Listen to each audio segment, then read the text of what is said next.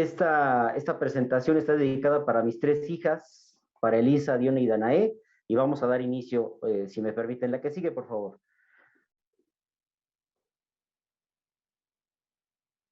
Bien, aquí tenemos nuestro título. Vamos a platicar acerca de la etimología del topónimo y la representación del glifo toponímico de Huehuetoca. Vamos a hacer una revisión crítica acerca de esto. Me ayuda con la siguiente, por favor. Y nuestro sumario más o menos queda de la siguiente manera. Vamos a explicar esa etimología. Vamos a basarnos en un par de documentos coloniales a partir de los cuales nosotros tenemos esta información, que es el Códice Osuna y el Azcatitlán. Veremos cómo inicia esta historia de confusiones, porque eso es lo que vamos a revisar de hecho, esta historia de equívocos, de hierros y una que otra aberración acerca del nombre de este lugar. Después vamos a revisar brevemente qué pasa con el glifo toponímico. Una cosa es el nombre del lugar y otra su representación, en la que lamentablemente también se ha errado de forma triste, ¿no? Y vamos a comparar los pictogramas de que disponemos en ambas fuentes y veremos cómo la figura que ha causado tanta confusión arriba, en la parte superior de este glifo, no es otra cosa más que un tambor ceremonial llamado huehuet en náhuatl, y vamos a hacer un recorrido desde los años 70 acerca de cómo se ha malentendido, cómo se ha deformado de forma horrible este glifo sin hacer justicia a la representación pictográfica del siglo XVI. La que sigue, por favor, muchas gracias. Es lo que vamos a cubrir y voy a tratar, insisto, de ser breve. Esta investigación tiene que ver, estimados oyentes, colegas y del Colegio Mexiquense, con un libro que está en preparación, va a ser parte del primer capítulo, porque en Huehuetoca necesitamos ya este material. La época de monografías son trabajos que se preparaban muy rápidamente en los años 70 y 80, ya quedó atrás. Hoy con la disponibilidad de fuentes que se ha puesto justo al servicio de la comunidad, podemos recuperar más de 1000 años de historia de nuestro municipio. Hay decenas, quiero decirles, de metros lineales de documentos acerca de Huehuetoca. Entonces, basándonos en esas fuentes, es que está proyectada esta obra exclusivamente de historia de Huehuetoca, y lo que vamos a platicar ahora será parte del primer capítulo. La etimología del topónimo, ¿de qué hablamos? Bueno, podemos estar hablando de una palabra para designar un lugar, podríamos dejarlo en el nivel lingüístico y que esta fuera una charla acerca de morfología, o si ustedes quieren, de morfosintaxis incluso. O bien, podemos llevar esto a una zona social, que es la intención de su servidor, una zona cultural, en la que estamos hablando de la palabra que usa la gente para nombrar su hogar. Esa es la intención de la charla. ¿Por qué hablar entonces de algo que parece evidente y obvio? Pues porque tristemente la identidad se ha construido sobre bases falsas. Y es momento de poner los puntos sobre las IES. Si me ayuda con la siguiente, por favor.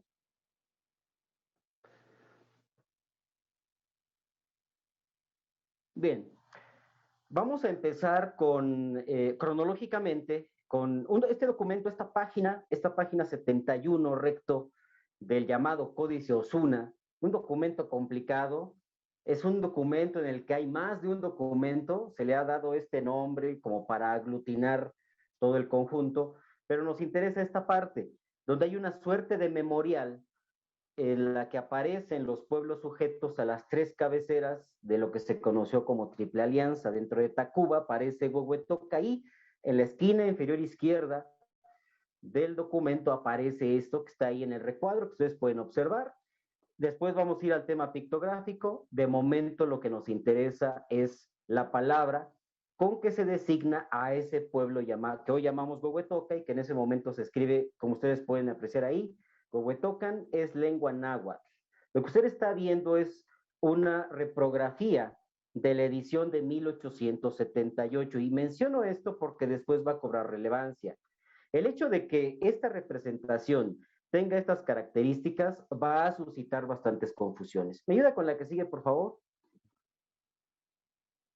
Tenemos enseguida el Azcatitlan Codex, que es una fuente colonial y más de un investigador se ha dedicado a esto, a estudiarlo. Tristemente no se tuvo una edición completa del documento, sino hasta 1949, cuando el estudioso Robert H. Barlow lo ha publicado, y eso no a color, un par de láminas a color, el resto en blanco y negro, escalas de grises, y lo menciono también porque esto va a suscitar también ciertas controversias. Sin embargo, de momento rescatemos la palabra en náhuatl, que como ustedes pueden ver ahí está escrita con un alógrafo. Nuestras reglas ortográficas, estas reglas de la Academia Española, vamos, no van a entrar en vigor bien a bien, sino hasta pasado el siglo XVIII.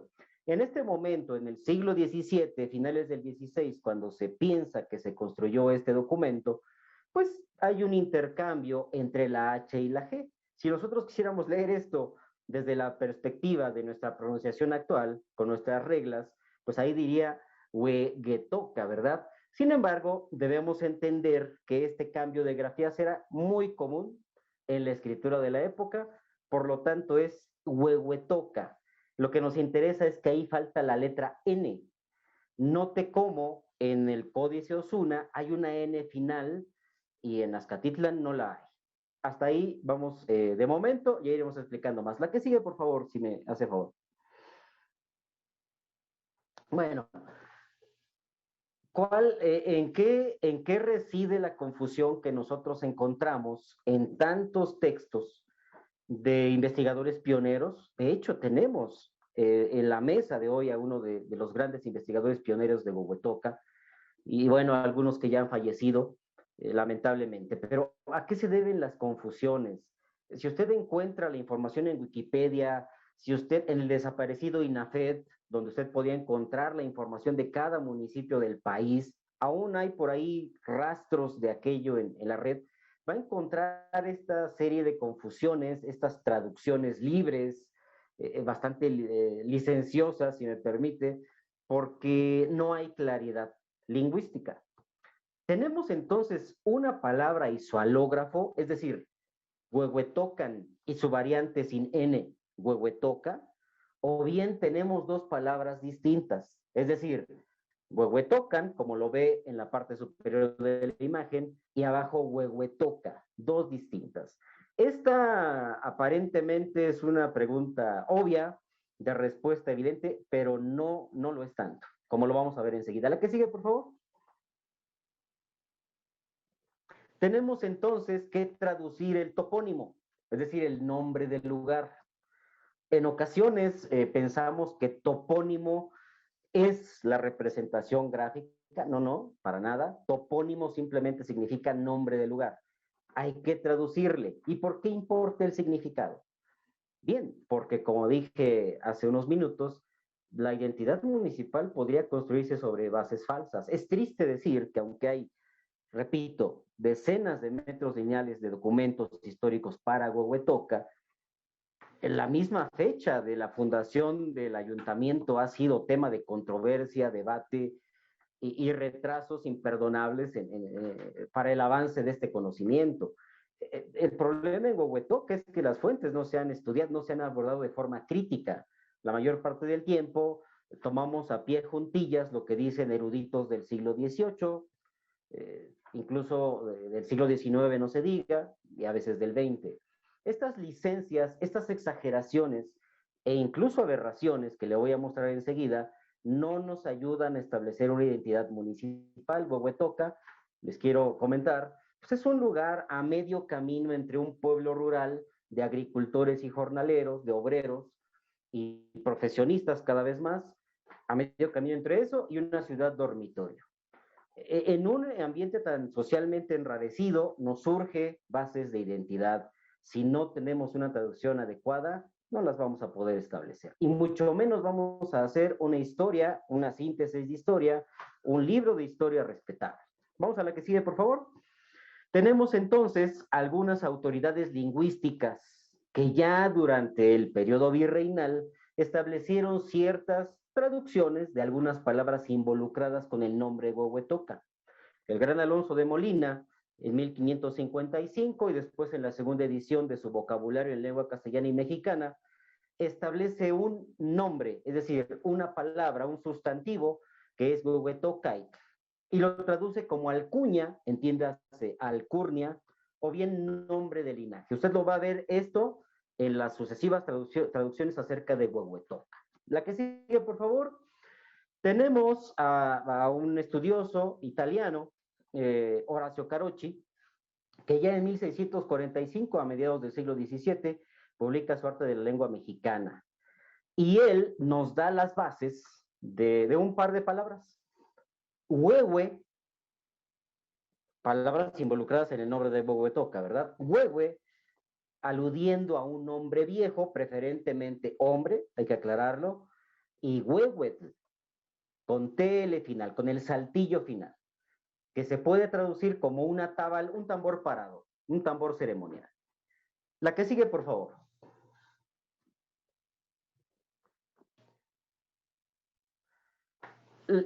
Hasta ahí los artes de la lengua, vocabularios de la época colonial. ¿Qué se perdió? ¿Dónde vienen las confusiones? Sobre todo a partir del siglo XIX, donde todo mundo le ha metido mano. Vea usted lo que hizo Servando Teresa de Mier, explicando la llamada revolución novohispana de independencia y asimilando la figura del héroe cultural Quetzalcóatl, erróneamente, por supuesto, con Santo Tomás. En 1813, de pasada, sin ser lingüista, por supuesto, sin ser su intención traducir topónimos, menciona que entre los lugares, esto está en el mito, usted lo puede estudiar incluso en los anales de Cuautitlán, se dice que Quetzalcóatl, al salir de Tula, pasó por varios lugares, uno de ellos es Huehuetoca, y de acuerdo con Servando Teresa de Mier, este Quetzalcóatl, Santo Tomás, fue dejando ciertas señales, ciertos signos de su paso. En Huehuetoca les dijo, llámenme viejo, es decir, presbítero. Y dice Servando Teresa de Mier que por eso al lugar se le llamó Huehuetoca. Vamos adelante, por favor. Hipólito Vera y Talonia, de Tequisquiac, llegó a ser primer obispo de Cuernavaca. En 1880 publica su itinerario del Arzobispado de México. Era una guía justamente pensada para el uso de los párrocos. No es lingüista, no tenía la intención de traducir topónimos. Y vean nada más lo que publica el señor. Huehuetoca es viejo enterrado o viejo que es seguido. Empiezan estas licencias, estas formas tan libres de traducir. La que sigue, por favor, y usted las va a ver en libros bastante respetables de forma errónea. Manuel de Olaguibel, que tampoco era lingüista, era un jurista metido a historiador y en fin, un entusiasta de la cultura. Sin embargo, vea usted lo que él traduce en su Onomatología del Estado de México. Este es el libro en el cual se basaron las personas que Jan González en los años 70 fueron comisionadas para hacer las monografías del Estado de México. Él dice que esto viene de huehue viejo y toca, que significa habla. Entonces sería lugar de la vieja habla, es decir, de la lengua antigua. Muy bien, vamos adelante.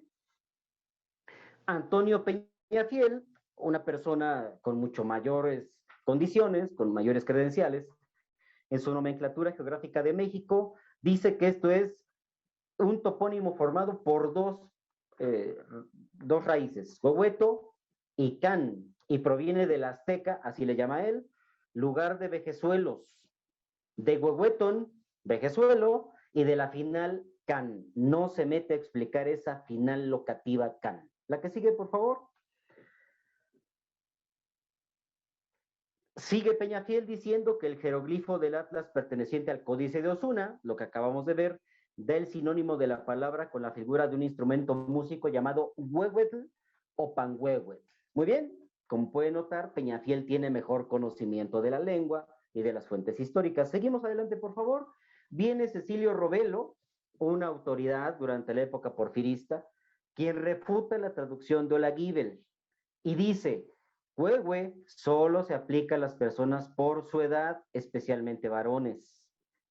Si quisiéramos hablar de algo antiguo, sería huehuecao. La que sigue, por favor. Entonces le corrige, le enmienda la plana a Olaguibel.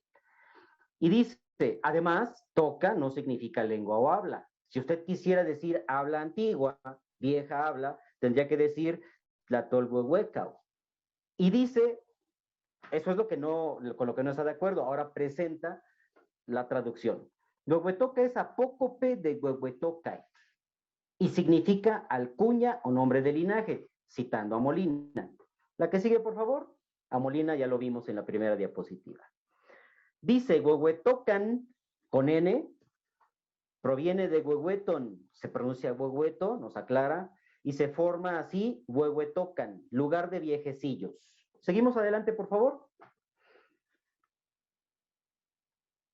Ya a inicios del siglo XX, el padre Trinidad Basurto, con su obra de Arzobispado de México, también una suerte de guía para los párrafos, copia la letra de la traducción de Peñafiel de forma acrítica. Vamos adelante, por favor.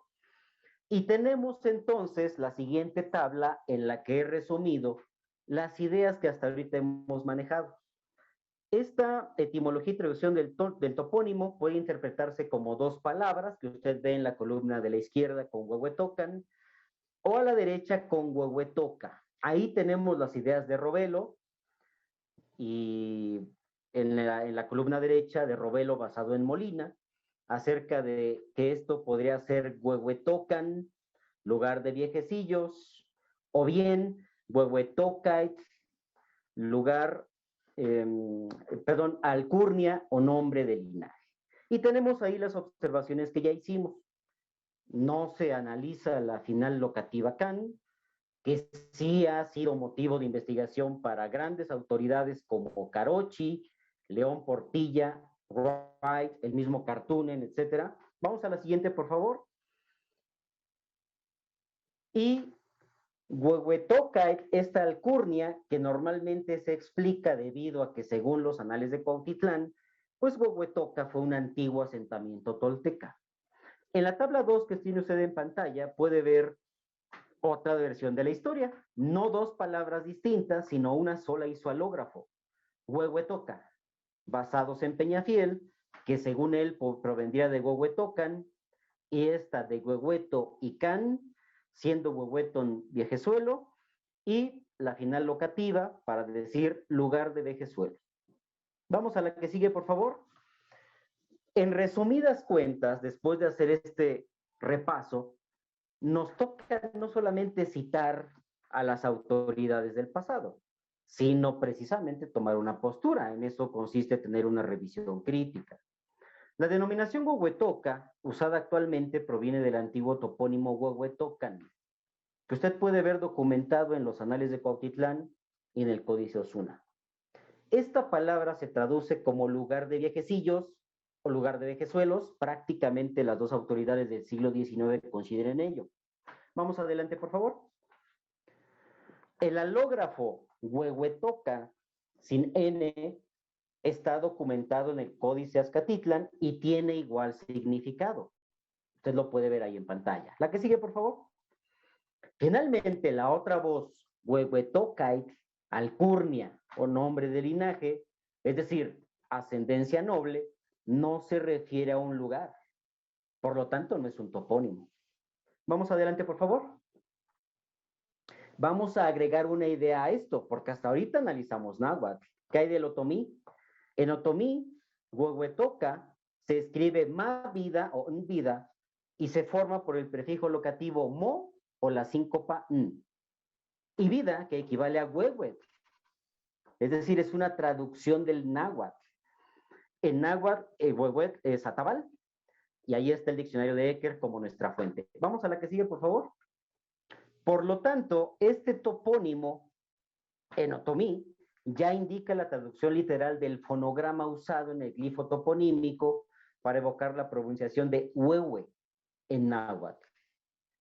Sin embargo, el sustantivo vida también puede traducirse como guitarra. De ahí que surgieran algunas confusiones, como verá en la siguiente diapositiva, por favor. Tenemos una historia de desatinos y ocurrencias. Viejo enterrado, viejo que es seguido, lugar de la vieja habla, lugar donde lloran los viejos, alcurnia, nombre de linaje, lugar de abolengo, de la casa solariega, lugar de atabales o guitarras, ahí está la confusión con la palabra notomí, lugar donde se venera al dios viejo, lugar de viejos con sabiduría, la que sigue por favor, lugar de los viejos sabios, y la que sigue, esta sí ya es imperdonable, apareció en el libro de texto de tercer año de 2019 y lo pusieron ahí como lugar de la vieja que habla. Es increíble, usted puede ver ahí la imagen de esta aberración. Pueblo de alcurnia y de linaje antiguo y lugar de viejos con conocimiento. Vamos a la que sigue, por favor. Como se puede dar cuenta, entonces hay una serie de confusiones a las que ya hay que ponerle un alto, ¿no? Lugar de viejecillos, lugar de vejezuelos, no tiene complicaciones. Es lo que significa el topónimo. ¿Qué hay con el glifo? Una historia muy similar. ¿Cuál es el significado del signo? Por eso hablo de semiosis, porque tenemos que hacer un proceso de comprensión, de interpretación del signo. Vamos a la que sigue, por favor. Porque hasta ahora nos han dicho que la parte superior del glifo, ahí lo puede ver usted, no es muy clara, incluso en el bando municipal de 2016, que hasta la fecha no ha cambiado. Si el documento rector de la vida política de nuestro municipio declara esto, tenemos un problema. No se están revisando las fuentes o no se está completando la semiosis. Tiene usted ahí la foja 71 recto del Códice Osuna, en 1878 a su derecha y a la izquierda 2010. Parte de la confusión es que las fuentes no han tenido alta resolución sino hasta este siglo. Y es comprensible, lo entendemos. Vamos adelante, por favor. Como ya disponemos de información de mejor calidad, ya no podemos seguir limitándonos en la interpretación. Mencionar que a finales del siglo XIX, como usted puede ver ahí en la glosa que está escrita en francés, abajito del topónimo de Huehuetoca en el Códice Azcatitlán, ya habían interpretado correctamente el huehuet. Lo puede ver subrayado. Está en inglés, en francés, y dice de huehuet, una suerte de tambor. Lo puede ver, también así lo identifican a Rita Valero, su estudio acerca del códice en 2006. De ahí partió Barlow en el 49 para también identificar al huehuet. La que sigue, por favor. El problema es que la obra de Barlow no estaba disponible para el gran público. Afortunadamente ya lo está. Aquí está el comparativo de los pictogramas que usted encuentra tanto en Códice Osuna como en Códice Azcatitlán y no hay lugar a dudas. Tiene en la parte de abajo, me da la que sigue, por favor, un altépetl y arriba un huehuetl. ¿Qué significa esto? Pues no es otra cosa más que abajo la representación de la alegoría tierra-agua, haciendo alusión a esta montaña primordial de los mantenimientos, eso significa Altépetl, y arriba el atabal, el huehuet, sin lugar a dudas. La que sigue, por favor.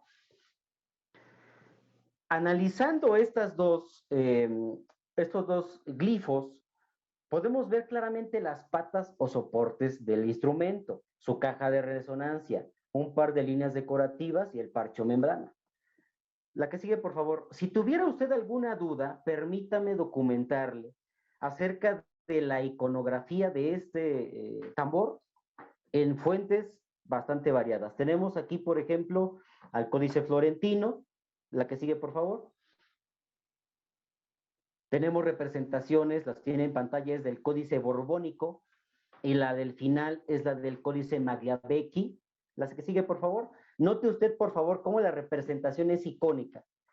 Tenemos aquí el Códice Durán y abajo la tercera es de Azcatitlán, en otra página del propio códice. La que sigue, por favor.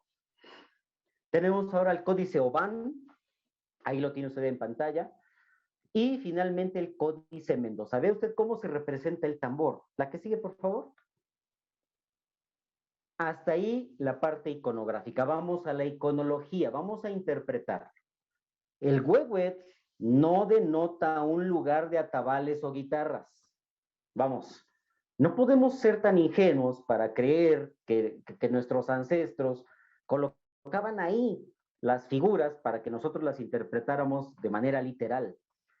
Es más complicado que eso. El gran maestro ya fallecido León Portilla nos enseña que la presencia de estos íconos debe remitirnos a pronunciaciones. Por eso son fonogramas.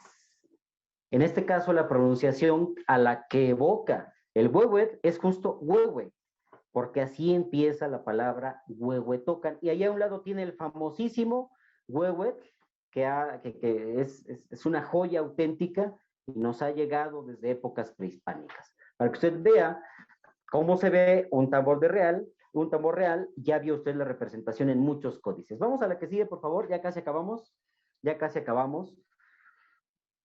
Esto que ya hemos desbrozado, fíjese usted cómo se ha deformado. En 1973, es la segunda imagen, ya tenemos esto. Increíblemente se le representa con una cruz, un par de líneas extrañas. Ve usted ya la reprografía de 1900, cómo está ahí. Ya tenía algunas modificaciones, pero lo que sigue de verdad ya no tiene nombre. Más abajito encuentra lo que se usó de 1976 hasta el 1985, seguramente debido a lo limitado de los procesos de diseño gráfico, tenemos que ser conscientes de ello. Vamos a la que sigue, por favor. Un poco es el desconocimiento de las fuentes y un poco es las limitaciones técnicas, ¿no? Ve usted, ya estamos ya en los años 90 y esto se lo puedo decir, mis estudiantes de bachillerato y de universidad y la gente en la calle le llama a esto el huesito. ¿Cómo es posible que le llamemos huesito a esto? Pues lo hemos provocado nosotros, que no hemos hecho un análisis del glifo y que no lo hemos comunicado a la sociedad. Ahí tiene usted una historia de deformaciones. Vamos a la que sigue para que usted vea cómo se ve ya en los años 2000. Le ponen un color diferente, ahí arriba a veces son triángulos, a veces grupos de 3 puntos, a veces 3 círculos. Véalo, por eso le llaman el huesito. Y adentro una inexplicable cruz. Como un huehue, un tambor ceremonial, llega a ser lo que tenemos en pantalla. La que sigue, por favor. Ya es la última diapositiva de esto. Y ya nuestro tiempo, pues no solamente ha perdido protagonismo, como usted puede ver ahí en la administración 2019-2021, sino que ya es una figura más bien secundaria. Lo que ve al final es cómo la administración actual tiene esta información. Vamos a la que sigue, por favor. Para terminar, después de este recorrido, no podemos sentar las bases de una historia confiable, no podemos darle esta certeza a nuestra gente si no aclaramos las dudas acerca de lo más básico, el nombre.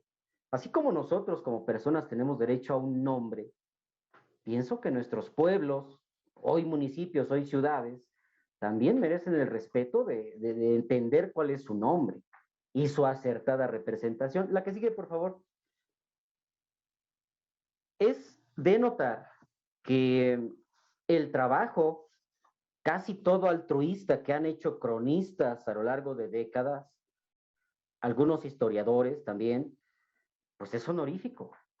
Si no tenemos un sistema, si nuestras autoridades no destinan recursos a que estas personas investigadoras puedan hacerse de las fuentes adecuadas, esto va a seguir siendo obra de un hobby, de un tiempo libre, y yo creo que eso ya no puede pasar. Veremos si ahora en el cambio de administración estatal contamos con mejores condiciones, porque hay que acceder a las fuentes primarias.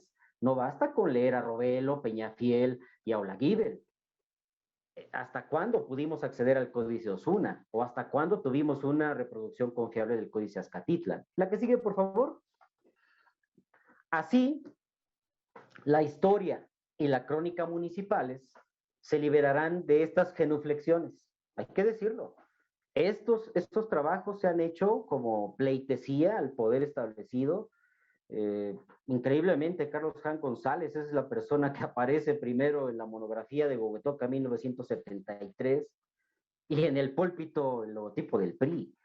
Estas genuflexiones que se tienen que hacer para que se publique el trabajo tienen que parar. Yo celebro mucho que en esta mesa no tengamos que hacer esas genuflexiones, que sea un foro para la revisión crítica de las fuentes y para de verdad, por primera vez, sentarnos a dialogar acerca de estos temas que se han dado por hecho. Y que los documentos, merced a esto, el conocimiento acerca de nuestros hechos históricos estén al servicio de la comunidad. La que sigue, por favor. Yo con esto termino, no sin antes decirles que mi labor como historiador es presentar. Podemos pasar brevemente mis referencias, por favor. Hay algunas diapositivas donde están. Decirles que mi labor aquí como historiador es presentarle la versión documental de los hechos. Hay otras versiones autorizadas. Hay historia oral, está la versión legendaria y son también válidas. Yo lo que he traído aquí es la versión documental, es mi función social como historiador, egresado de la Universidad Nacional, como catedrático de una universidad pública. Todas las voces son bienvenidas, necesitamos de todas. Más de una persona, tengo que decirlo, gozaría viéndonos pelear y debatir, pero yo vine a dialogar con las fuentes. Agradezco mucho su atención, ojalá que haya sido de su interés y nuevamente agradezco la invitación del Colegio.